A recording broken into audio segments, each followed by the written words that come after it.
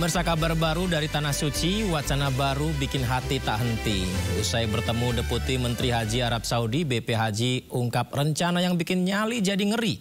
Tahun 2026 kuota haji Indonesia akan ditebas hingga separuh angka yang terasa keras. Sementara itu di bawah bumi yang diam bersahaja, tersimpan luka yang belum terbaca. Potensi megatrust mengintai Yogyakarta. Jika itu benar terjadi, gelombang raksasa siap menyapu negeri. Saya Yudi Handoyo, Anda menyaksikan Sindu Prime.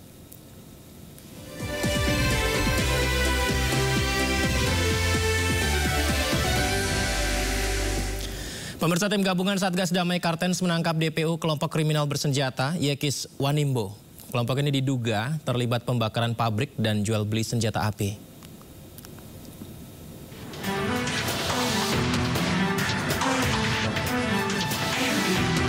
Penangkapan dilakukan pada Selasa siang di Kabupaten Mimika, Provinsi Papua Tengah. Pelaku langsung dibawa ke Posko Gakum Unit Timika untuk pemeriksaan intensif. Penangkapan ini merupakan bagian dari komitmen Polri dalam menegakkan hukum terhadap kelompok KKB pimpinan Numbuk Telenggen. Ia berperan aktif dalam aksi pembakaran fasilitas vital milik PT Unggul di Puncak pada tahun 2021. Dalam pemeriksaan awal, tersangka mengakui terlibat dalam aksi pembakaran. Ia juga mengakui membeli senjata seharga 30 juta rupiah dari seorang warga suku Damal di distrik Tembagapura. Saat ini, Satgas Operasi Damai Kartens masih mendalami keterlibatan tersangka dalam jaringan distribusi senjata dan pendanaan KKB lainnya. Dari Timika, Papua Tengah, Nathan Making, iNews melaporkan. Pemerintah resmi mencabut izin usaha pertambangan dari 4 perusahaan tambang nikel di Kabupaten Raja Ampat, Papua Barat Daya. Dalam temuan di lapangan, 4 perusahaan tersebut dilakukan pelanggaran lingkungan yang jaraknya dekat dengan wilayah geopark.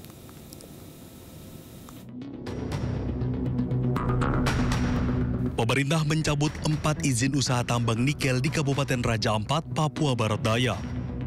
4 perusahaan yang dicabut izin tambangnya adalah PT Anugrah Surya Pratama, PT Mulia Raymond Perkasa, PT KW Sejahtera Mining, dan PT Nurham.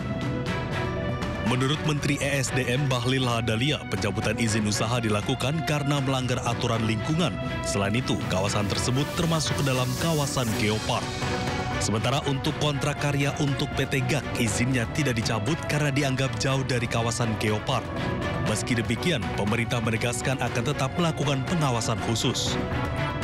Nah, kaitannya dengan itu kami melapor kepada Bapak Presiden dengan mempertimbangkan berbagai hal. Bapak Presiden memutuskan, memperhatikan semua yang ada, mempertimbangkan secara komprehensif, dan Bapak Presiden memutuskan bahwa 4 IUP yang di luar Pulau GAK itu dicabut.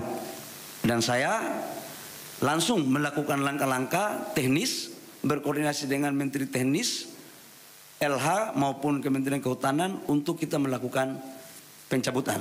Jadi mulai terhitung hari ini Bapak Ibu semua, pemerintah telah mencabut 4 IUP di Raja Ampat. Jadi ditanya apa alasannya? Alasannya adalah pertama memang secara lingkungan, yang kedua adalah memang secara teknis setelah kami melihat ini sebagian masuk di kawasan geopark, dan menurut yang ketiga adalah keputusan ratas dengan mempertimbangkan masukan dari pemerintah daerah dan juga adalah melihat dari tokoh-tokoh masyarakat yang saya kunjungi. Saya pikir itu. Dan sekalipun GAK tidak kita cabut, tetapi kita atas perintah Bapak Presiden, kita mengawasi khusus dalam implementasinya. Jadi amdalnya harus ketat, reklamasinya harus ketat, tidak boleh merusak terumbu karang. Jadi betul-betul kita akan awasi habis. Kebijakan ini diambil setelah pihaknya menurunkan tim untuk mengecek langsung kondisi di lapangan. Dan hasil pengecekan menunjukkan kawasan pesisir dan laut di sekitar Pulau GAK masih dalam kondisi baik. Dari Jakarta, Ayanufus Muhammad Fakih, iNews melaporkan.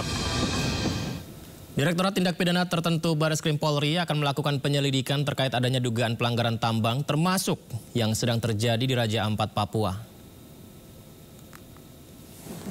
Bareskrim Polri melalui Direktorat Tindak Pidana Tertentu mengamankan 1 tersangka dalam pengungkapan kasus penambangan pasir ilegal di Desa Kendal Sari, Klaten, Provinsi Jawa Tengah.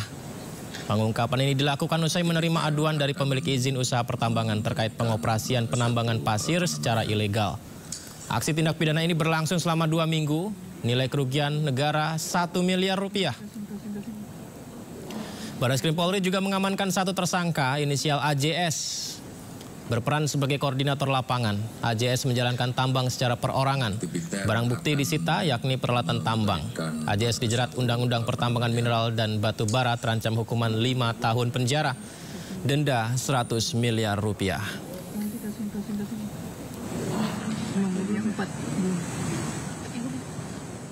Ya namanya tambang itu pasti selalu ada kerusakan lingkungan. Itu emang tambang mana yang nggak ada kerusakan lingkungan makanya. Nanti direklamasi. Walaupun ada izinnya, makanya ada aturan untuk reklamasi. Ada di situ kewajiban pengusaha untuk memberikan jaminan reklamasi. Bapak berarti udah ada yang diselidiki ya Pak? Itu diselidiki berdasarkan laporan masyarakat atau seperti apa Pak? Atau temuan? Atau LPA? Ya temuan adalah. Ya. Temuan aja. Oke teman-teman terima kasih. Berikutnya pemirsa, ramai dibicarakan netizen di media sosial foto dan video sejumlah kapal yang diduga mengangkut biji nikel dari tambang nikel Raja Ampat. Netizen menyebut nama di lambung kapal mirip dengan inisial Presiden ke-7 RI Joko Widodo dan mantan Ibu Negara Iriana. Jokowi, maju lurus pelan. Kencang air Jakarta, setelah melambung nanti dikodi.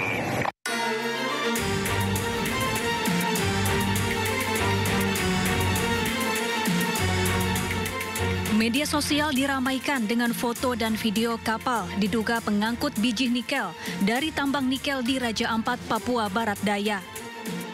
Netizen menyebut nama di lambung kapal mirip dengan inisial Presiden ke-7 RI Joko Widodo dan mantan Ibu Negara Iriana, yakni JKW Mahakam dan Dewi Iriana.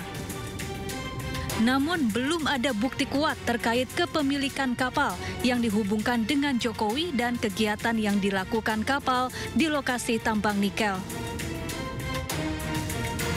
Sementara itu, dari data Direktorat Perkapalan dan Kepelautan Dirjen Perhubungan Laut Kementerian Perhubungan mengungkapkan ada 8 kapal dengan nama JKW Mahakam dan 6 kapal dengan nama Dewi Iriana. Kapal-kapal ini dimiliki oleh sejumlah perusahaan yang bergerak di sektor logistik dan pelayaran. Namun dari data Ditkapel Kemenhub tidak ada informasi terkait aktivitas kapal di tambang nikel Raja Ampat. Tim Liputan iNews melaporkan. Sementara itu Menteri ESDM Bahlil Lahadalia membantah isu keterkaitan mantan Presiden Jokowi dan istrinya Iriana di kasus pemberian izin tambang nikel di Raja Ampat. Tudingan ini menyeruak setelah beredar rekaman kapal dengan inisial JKW dan Iriana diduga mengangkut nikel di Raja Ampat. Ada yang mengaitkan ini ada JKW, ada Dewi Iriana di nikel ini tuh. Oh, itu nggak ada itu. Gimana? Itu kan izin-izinnya itu kan keluar jauh sebelum pemerintahan Pak Jokowi. Itu jauh. Yang 4 iup yang kita cabut itu kan iupnya keluar 2004, 2006. Masih rezim undang-undang izinnya dari daerah. Sementara kalau PT GAK kan sejak tahun 72 kontrak karya. Sejak tahun 98 kontrak karyanya, masih di zaman Orde Baru. Jadi nggak ada sama sekali. Kementerian UMKM menyebut saat ini peraturan pemerintah soal konsesi tambang sudah dalam tahap finalisasi. Lewat kebijakan baru tersebut nantinya para pelaku UMKM di daerah akan diberikan izin usaha pertambangan untuk mengelola konsesi tambang di daerahnya masing-masing.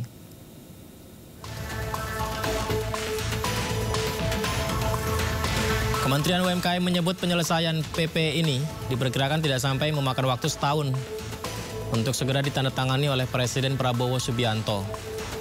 Pemerintah kini tengah membahas masalah sinkronisasi peraturan pemerintah yang merupakan produk turunan dari Undang-Undang Minerba yang telah direvisi. Saat ini aturan tersebut tengah dibahas oleh lintas kementerian, termasuk ESDM, investasi, dan hilirisasi, UMKM, serta koperasi.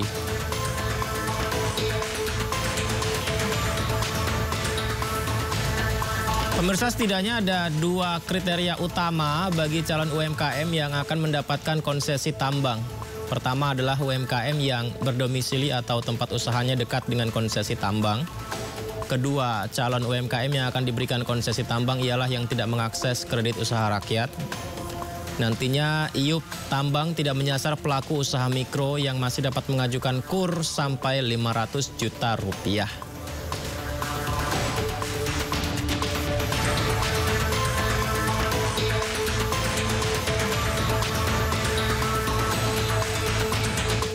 Di bawah kepemimpinan Presiden RI ke-7 Joko Widodo, pemerintah memberi izin pada sejumlah instansi untuk mengelola lahan pertambangan mulai dari ormas keagamaan hingga lembaga pendidikan.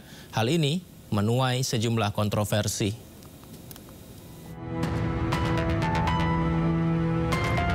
Presiden ke-7 Republik Indonesia Joko Widodo memberi kesempatan kepada ormas keagamaan untuk mengelola konsesi tambang.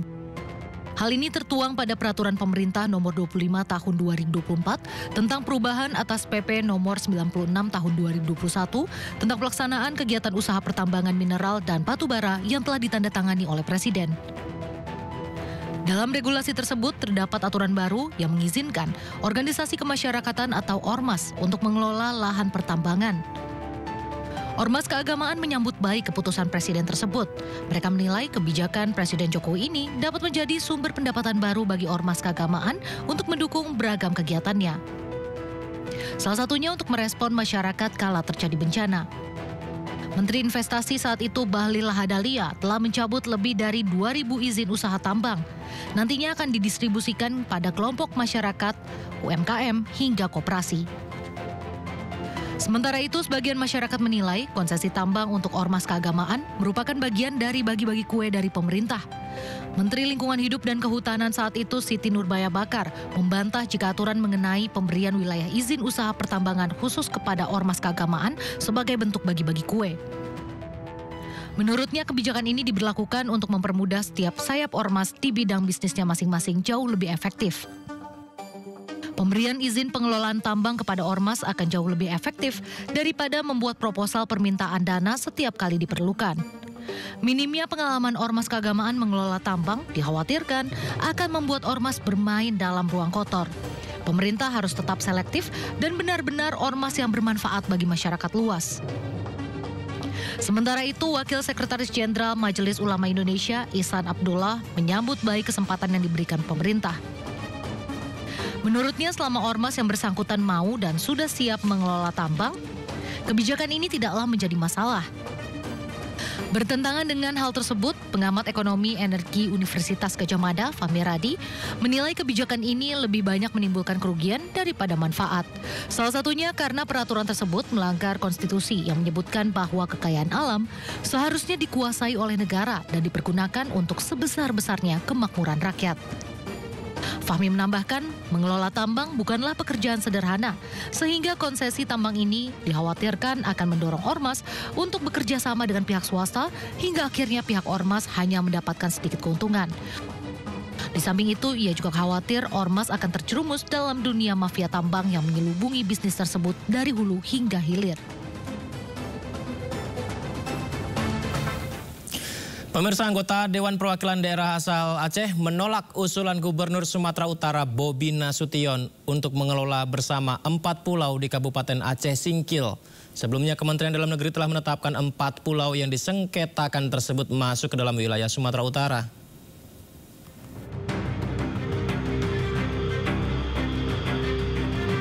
Empat pulau di Kabupaten Singkil yang kini masuk ke dalam wilayah Sumatera Utara setelah keluarnya SK Kemendagri kini menuai protes dari sejumlah masyarakat Aceh, termasuk dari sejumlah anggota DPD RI. Selain menolak usulan Gubernur Sumatera Utara Bobi Nasution untuk mengelola bersama 4 pulau yang diperebutkan, DPD RI asal Aceh juga meminta Menteri Dalam Negeri untuk segera membatalkan surat tersebut. Sikap daripada pemerintah Aceh, sikap daripada Kabupaten Aceh Singkil dan DPR RI, Forbes Aceh, DPD RI, bahwa kita menolak secara tegas terhadap SK Mendagri yang menetapkan 4 pulau tersebut masuk ke dalam wilayah Sumut. 4 4 pulau yang menjadi rebutan adalah Pulau Panjang, Pulau Lipan, Pulau Mangkir Besar, dan Pulau Mangkir Kecil. 4 pulau ini sendiri memiliki potensi cadangan minyak dan gas bumi atau migas yang bisa menjadi sumber pendapatan asli daerah. Dari Banda Aceh, Syukri Syarifuddin, iNews melaporkan. Sebelumnya, Gubernur Sumatera Utara Bobi Nasution menyatakan tidak akan melepas ke-4 pulau yang diperebutkan. Bobi pun menawarkan pemerintah Aceh untuk secara bersama-sama mengelola 4 pulau tersebut.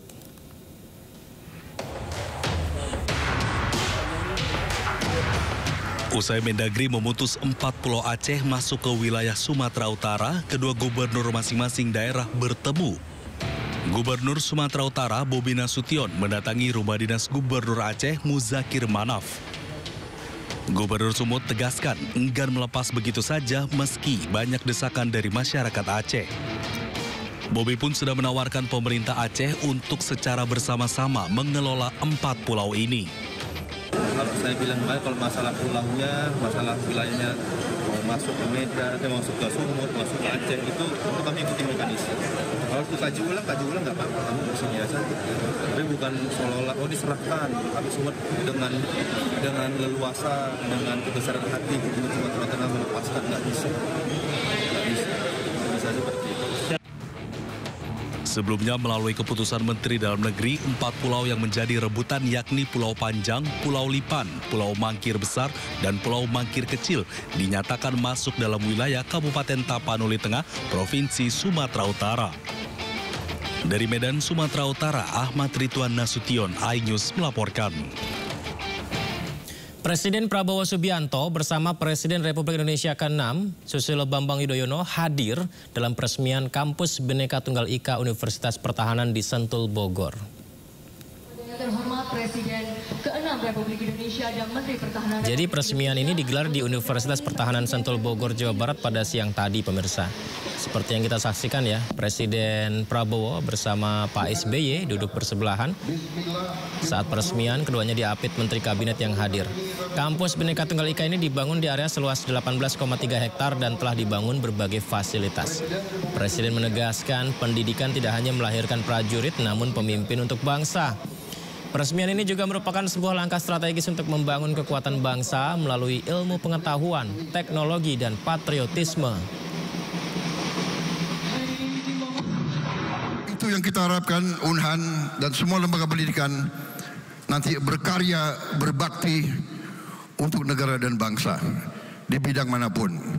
Khususnya kita di zaman kita sekarang adalah sains dan teknologi harus kita kuasai.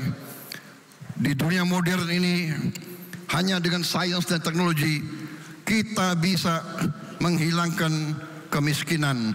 Kita bisa menjadi negara maju, negara modern. Saya kira itu pimpinan Unhan saya minta bekerja, berbakti dengan sebaik-baiknya, ciptakan budaya baru, budaya yang memiliki nilai-nilai patriotisme yang baik. Mantan pejabat Mahkamah Agung Zarof Richard meminta maaf atas kasus yang menjerat dirinya dalam dugaan gratifikasi dan percobaan suap Hakim Agung senilai 915 miliar rupiah dan 51 kg emas. Zarof Richard menyesal atas perbuatannya dan dituntut oleh Jaksa Penuntut Umum hukuman 20 tahun penjara. Pada kesempatan ini saya juga meminta maaf yang sebesar-besarnya kepada Mahkamah Agung Republik Indonesia, di mana saya mengabdi kurang lebih selama 33 tahun. Kejaksaan Agung Republik Indonesia dan seluruh masyarakat Indonesia atas perkara yang saya alami ini. Ungkapan penyesalan dan meminta maaf disampaikan mantan pejabat Mahkamah Agung Zarof Richard saat menjalani sidang pledoi atau pembacaan nota pembelaan atas tuntutan jaksa di Pengadilan Tipikor Jakarta. Zarof meminta maaf kepada seluruh masyarakat Indonesia dan juga lembaga Mahkamah Agung atas kasus dugaan gratifikasi dan percobaan suap Hakim Agung senilai 915 miliar rupiah dan 51 kg emas. Saya amat menyesal di umur saya yang sudah 63 tahun, dan pada masa pensiun serta di saat saya berikhtiar untuk menghabiskan banyak waktu bersama keluarga, saat ini saya malah berada di sini karena kelalaian saya. Semoga dengan aja perkara yang saya alami dapat menjadikan saya pribadi yang lebih baik lagi. Pada kesempatan ini saya juga meminta maaf yang sebesar-besarnya kepada Mahkamah Agung Republik Indonesia, di mana saya mengabdi kurang lebih selama 33 tahun.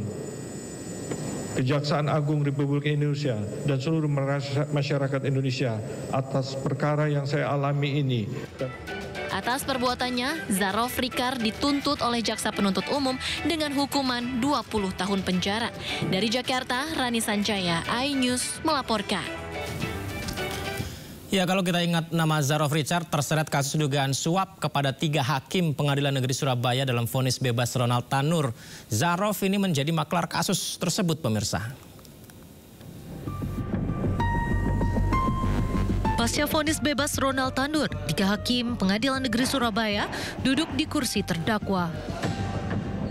Mereka adalah Erinto Adamanik yang merupakan hakim ketua, sementara Mangapul dan Heru Hanindyo merupakan anggota majelis. Ketiganya didakwa sebagai penerima suap dan gratifikasi dalam vonis bebas Ronald Tanur dengan nilai 1 miliar rupiah dan 308.000 dolar Singapura dengan total sekitar 4,67 miliar rupiah. Total ada 6 orang yang ditetapkan sebagai tersangka atas kasus dugaan gratifikasi putusan bebas Ronald Tanur di PN Surabaya. Mereka adalah 3 majelis hakim yang memutus perkara mantan pejabat Mahkamah Agung Zarof Rikar, ibu serta pengacara Ronald Tanur. Dari penangkapan maklar kasus sekaligus mantan pejabat Mahkamah Agung Zarof Rikar, diduga ada pemufakatan jahat untuk menyuap majelis hakim kasasi perkara Ronald sebesar 5 miliar rupiah agar putusannya menguatkan vonis bebas majelis hakim PN Surabaya. Kasus bermula dari jeratan hukum untuk Ronald Tanur atas kematian kekasihnya Dini Sera Afrianti. Ibu Ronald Tanur, Meriska Wijaya, berupaya agar anaknya bebas. Ia pun meminta pengacara bernama Lisa Rahmat mengurus perkara tersebut. Lisa lalu menemui Zarof Rikar untuk mencarikan hakim PN Surabaya yang dapat menjatuhkan vonis bebas. Ronald pun akhirnya divonis bebas pada 24 Juli 2024. Namun di tingkat kasasi, Mahkamah Agung membatalkan putusan bebas tersebut. Ronald Tanur akhirnya divonis 5 tahun penjara. Tim Liputan iNews melaporkan. Kejagung kembali memanggil mantan Stafsus Nadiem Makarim untuk diperiksa dalam kasus dugaan korupsi pengadaan laptop Chromebook pada hari ini. Ya, pemirsa, Juristan, salah satu mantan staf khusus Nadiem Makarim, dijadwalkan diperiksa hari ini. Namun Juristan meminta pengunduran jadwal pemeriksaan. Alasannya Juristan ada kegiatan. Sedangkan satu staf khusus lain, Ibrahim Arif, diperiksa pada Kamis 12 Juni. Rencananya Kejagung memeriksa 28 orang saksi dalam kasus ini yang terdiri dari tim Ristek Pendidikan, Kebudayaan, Riset, dan Teknologi. Dapat kami sampaikan berdasarkan informasi yang sudah kami terima bahwa seyogianya pemeriksaan terhadap yang bersangkutan sebagai saksi dilakukan hari ini, ya. Tetapi dengan surat yang diterima oleh penyidik dari kuasa hukumnya menyampaikan mohon penundaan pemeriksaan dan akan dijadwal pada tanggal 17, tepatnya hari Selasa ya, tahun 2025. Tadi penyidik sudah mendapatkan surat dari kuasa hukumnya terkait dengan penundaan itu. Itu untuk JT. Kalau untuk IA besok Pak, tetap sesuai jadwal? Terkait dengan IA, sesuai jadwal pemeriksaan, kita harapkan yang bersangkutan bisa hadir besok. Ya, kita lihat besok ya. Apakah yang bersangkutan hadir? Kita harapkan tentu hadir ya. Sebelumnya Kejaksaan Agung memeriksa mantan staf khusus Mendikbudristek Nadiem Makarim yakni Fiona Handayani dalam kasus dugaan korupsi pengadaan laptop berbasis Chromebook tahun 2019 hingga 2022. Fiona Handayani diperiksa Kejagung selama kurang lebih 13 jam. Pemeriksaan ini seputar tugas pokok Fiona sebagai staf sus Mendikbudristek Nadiem Makarim. Penyidik juga mendalami peran Fiona terkait pengadaan laptop tersebut. Pemeriksaan 3 staf khusus Nadiem oleh Kejagung tidak berjalan mudah. Fiona Handayani, Juristan, dan Ibrahim Arif ini sempat mangkir 2 kali pemanggilan yang berujung pencekalan ke luar negeri.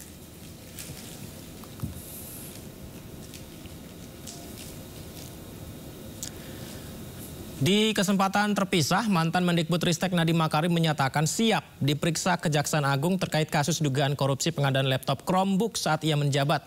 Nadiem mengatakan tidak mentolerir setiap bentuk korupsi. Tidak pernah menoleransi praktik korupsi dalam bentuk apapun.